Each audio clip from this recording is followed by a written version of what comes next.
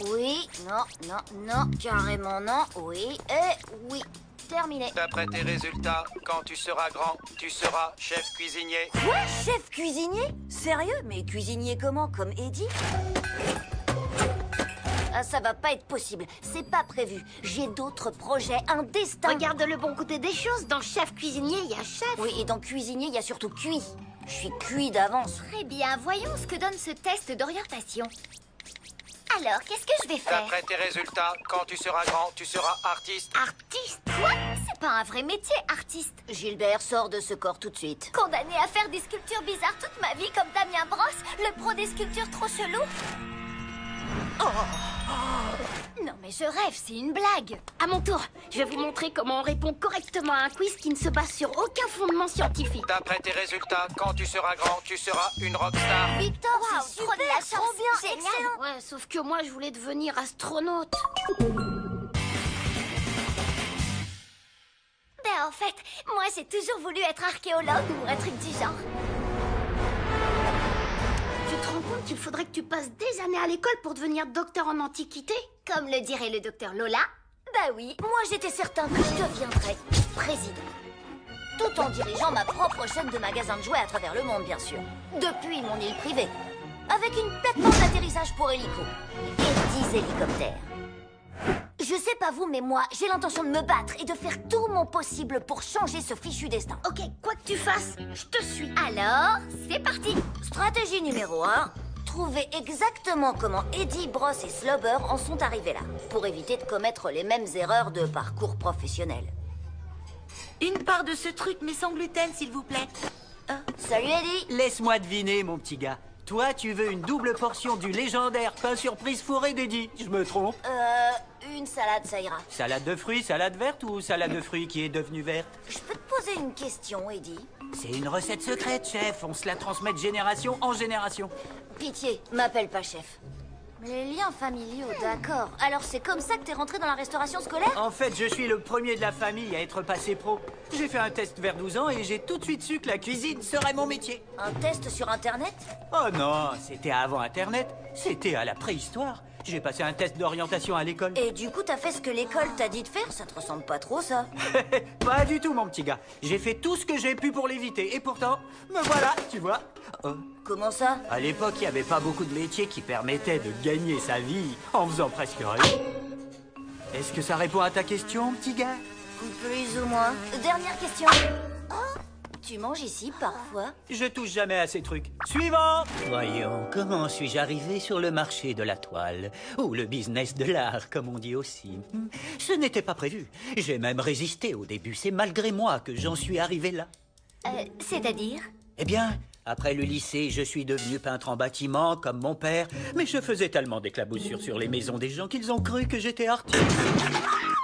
Et quand mon esprit sensible a compris qu'un artiste n'est rien de moins qu'un révolutionnaire armé d'un pinceau plutôt que d'une épée, j'ai décidé de me lancer dans la création artistique. Au pire, vous pourrez toujours faire carrière en tant que comique. Ah, j'ai testé, j'ai fait un bide.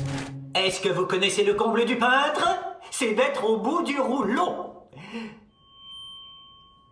Est-ce que vous connaissez un peintre qui ne voyait pas plus loin que le bout de son nez? C'est Miro. Vous avez saisi? Miro comme une taupe, quelqu'un qui ne voit rien. C'est trop nul! Laisse la place à de vrais comiques! Tu crains! Le public n'a jamais compris mon humour et c'est pour ça que j'adore être un artiste. Parce que mon art n'a pas besoin d'être compris. D'accord, bon bah, je vous laisse, moi. Qu'est-ce qui s'est passé? C'est simple, on va dire ce qui s'est passé. Au début, on voulait être taxidermiste. Astronaute. Ah ouais, c'est vrai, mais on n'a jamais réussi à garder un travail longtemps. Non, alors du coup... À force de se faire virer, on a fini par devenir musicien. Et depuis, on ne fait que grimper. Ouais, à la vitesse grand V, mon pote. Centre de contrôle, vous me recevez? Mayday! Donc, pour résumer, c'est grâce à un mélange de paresse, d'incompétence, de manque de technologie et d'une dose de stupidité que nos futurs nous se sont retrouvés à faire ces métiers. Exact. Malheureusement pour eux, nos futurs nous ont vécu la majeure partie de leur vie sans Internet, ce qui n'est pas notre cas. Ouais, tout à fait. Nous, on a la chance de ne plus vivre à la préhistoire. Et je vous le dis tout de suite, je n'ai aucune intention de me laisser emmener de force vers un destin que je n'ai pas choisi. Pareil. Pareil fois deux. Alors check les gars, commençons le compte à rebours pour la stratégie numéro 2.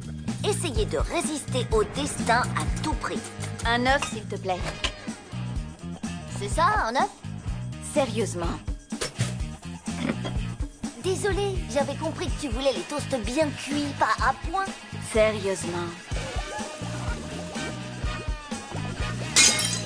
Ou quel maladroit. Angelo, sort de la cuisine! Et voilà. C'est simple de déjouer le destin. Qui a inventé? Moi, les Égyptiens! C'est exact, Lola. Continue comme ça et tu éviteras l'école des beaux-arts. Qui a inventé? Les Mayas! Correct, bravo, Lola. Excellent. Voyons, qui a inventé? Les Chinois! Encore une bonne réponse, Lola. Qui a inventé? Encore les Chinois! Magnifique! Juste pour satisfaire ma curiosité, tu n'aurais pas appris à lire dans les pensées par hasard, Lola? Non. Encore une bonne réponse. J'ignore comment tu fais, mais ça me plaît beaucoup. Jamais personne ne jouera de la harpe dans un groupe de rock. Mais je me demande ce que ça donnerait si je la branchais sur mon ampli. Bon, jusqu'ici, Angelo 2, le destin 0. Tiens, un mot de maman. Angelo, si tu n'apprends pas à faire la vaisselle correctement, tu n'auras plus d'argent de poche. Angelo 2, le destin 1. C'est vrai que j'aime bien me concocter des goûters originaux. Maintenant, Angelo et le destin sont au coude à coude. Et Lola a beau essayer de se concentrer, elle finit toujours par rêvasser et dessiner dans la marge. Et Victor a réalisé qu'une guitare, c'est quand même beaucoup plus facile à transporter qu'une harpe. Bon, j'ai bien réfléchi, les gars. Si on ne bat pas l'ennemi, autant le rejoindre. Pardon, tu disais, j'ai pas entendu, j'étais trop occupée à ne pas me laisser emmener de force vers un destin que je n'ai pas choisi. Ça te dit quelque chose? C'est justement là où je veux en venir. Tu pourrais être encore moins clair? Plutôt que de se laisser emmener de force vers un destin qu'on n'a pas choisi, on ferait aussi bien de l'accepter et puis de voir ce qui se passe. Se rendre? C'est ça ton idée? Non, il suffit d'y arriver le plus vite possible. Une fois qu'on sera devenu ce que le destin veut qu'on soit, on pourra passer à autre chose. Plus facile à dire qu'à faire. C'est la dernière fois que je t'apprends à jouer à des jeux. Moi, c'était mon tour. Si c'est notre destin de devenir chef, artiste et rockstar, autant commencer tout de suite. C'est tellement dingue que ça peut marcher. La fortune sourit aux audacieux et sûrement parfois aussi aux cinglés. Du coup, si vous avez bien suivi, c'est la stratégie 3. Comme vous le savez, je remplace Mademoiselle Perla qui a apparemment gagné un voyage aux Bahamas. C'est ce que je lui ai dit pour que Lola puisse commencer sa carrière d'artiste. Regardez. Très bien, ouvrez votre livre à la page 67 et nous pourrons nous mettre au travail. Tiens, voilà de jolis griffonnages. Ce ne sont pas des griffonnages. J'appelle ça l'art de la marge. L'art de la marge? Ça sonne drôlement bien, dis donc. Oh, ça te dirait de faire une expo d'art de la marge à la galerie? Vous avez lu dans mes pensées. Je n'avais pas prévu que l'art de la marge deviendrait un tel phénomène de mode. Ça s'est fait tout seul. S'il vous plaît, calmez-vous. Je vous en prie. Apparemment, Alex a perdu son Mediator porte-bonheur. Il refuse de jouer avec un autre Mediator et il s'est barricadé dans sa loge. Je sais que vous êtes déçus, mais pas autant que nous, croyez-moi. Son Mediator est en pierre de lune. Il est unique. Ah, je pensais pas qu'il était aussi rare. Alors, à moins que l'un d'entre vous connaisse les parties de guitare d'Alex et semble capable de les jouer, je vais devoir annuler le concert. Allez, à toi, Jimmy. Je connais vos chansons par cœur. Ah oui? Eh ben, monte sur scène me rejoindre. Qu'est-ce que t'attends? Bon.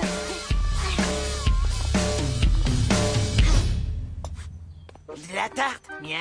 C'est de la quiche, en fait. De la quiche? Ah, du moment que c'est japonais.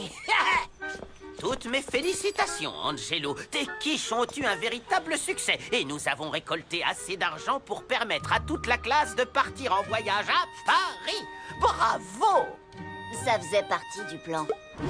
Du coup, à Paris, j'ai vendu mes célèbres quiches, je me suis fait repérer par un grand chef, et boum, il m'a invité dans son émission de cuisine et je suis devenue une star internationale. Maintenant que Victor, Lola et moi avons tous les trois accompli notre destin, nous pouvons décider de notre avenir. Ah, personne ne peut dire ce qui nous arrivera quand on sera plus grand. C'est quand même assez drôle, la vie. Mais il faut croire que le destin peut être encore plus drôle. Imaginez Lola, docteur en antiquité. Et Victor, le premier astronaute musicien. Et moi, waouh! La série d'animation la plus longue de l'histoire de la télévision. Je dédie cette victoire à tous mes fans. Je ne sais pas comment vous remercier. Angelo la débrouille! Angelo la débrouille!